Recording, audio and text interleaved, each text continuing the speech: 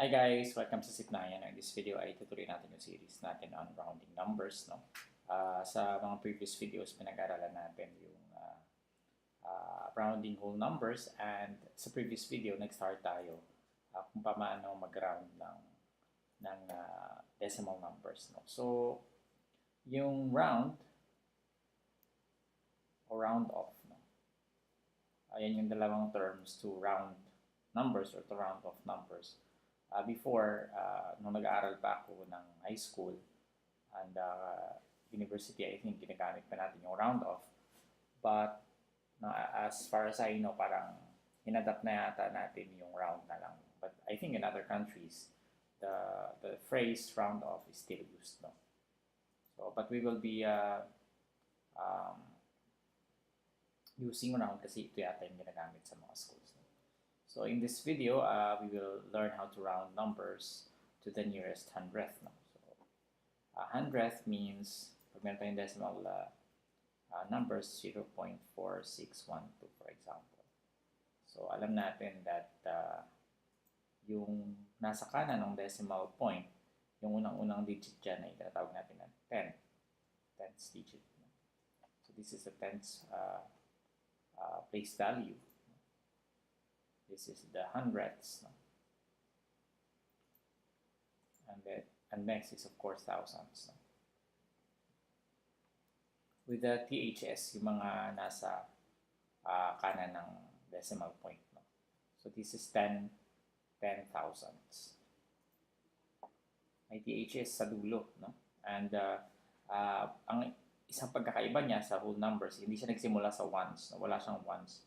Pagka the next number, the next digit to the right of the decimal point, tenths na kaagad siya. No? So, ibig sabihin, ang kukunin nating place value digit ay yung pangalawa kasi nearest hundredths yung ating, nearest hundredth yung ating nira-round o nira-round off. No? So, we have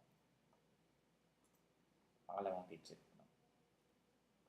Okay, so, ganun din yung rules. No? Actually, pare-pareho lang yung rules.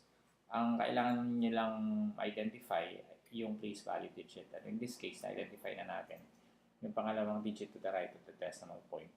Next is to look at the digit to the right, no, of the place value digit. Yung susunod na digit na sa kanan, tingnan din natin yan. And according to the rules, no,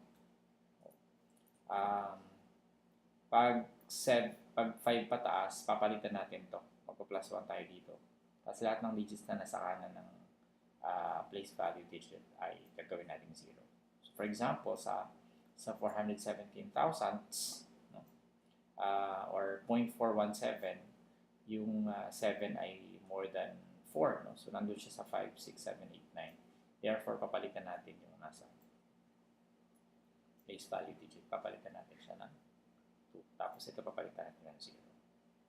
But this is also equal to yung 0, hindi na siya nagmamatter dito. So, pwede na natin siya isulat as 42 hundredths or 0.42. Okay, next is, ganun din dito, we have 8 and 6. Yung 6 is included siya sa 5, 6, 7, 8, 9. Ang gagawin natin is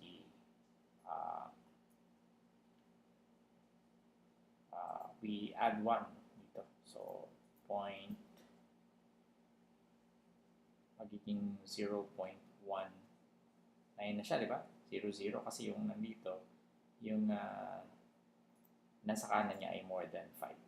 So, kaya mag-add tayo ng 1 dito, magiging 0 yan. Or this is the same as 19 hundredths without the zeros. No? Palagi tayo nagpapalit-palitan natin, balik-balik pa rin natin 1 second. So, dito, ang next digit natin ay, yung digit to the right of the place value digit is 1, which is included sa 1, 2, 3, 4, 0, 1, 2, 3, 4. Pag ganun, as is na lang ang digit natin dito, ang lahat ng digits dito ay maging 0. So, hindi natin babaguhin pag 0, 1, 2, 3, 4, babaguhin natin pag 5, 6, 7, 8, 9. Pero whether binago man natin siya o hindi, lahat ng mga nasa kanan ng digit na yung place value digit natin magiging 0 na yan. So, magiging, this becomes, this becomes 14.86. 14.86 or 14 and 86 hundredths. By the way, yung basa niyan, yung totoong basa o tamang basa, for example, ito, 42 hundredths. So, titignan niyo yung decimal point, kung ano yung pinakadulong digit sa kanan, kung anong place value siya, and then you read the number, and then you say the place value. So 42 hundredths, 19 hundredths. But of course, madalas tinatawag siya na 0.19. Pero 19 hundredths siya. Kagaya nito, 14 and 86 hundredths. 14.86. So magiging 0, 0 na yan. Which is equal to, pwede natin tanggalin yung zeros. Ano din dito, magiging 12 and yung 7, yung 9 is kasama siya dito sa 5, 6, 7, 8, 9. So we add 1 to 7. Magiging 12 and 8 hundredths. So 0 or 12.0.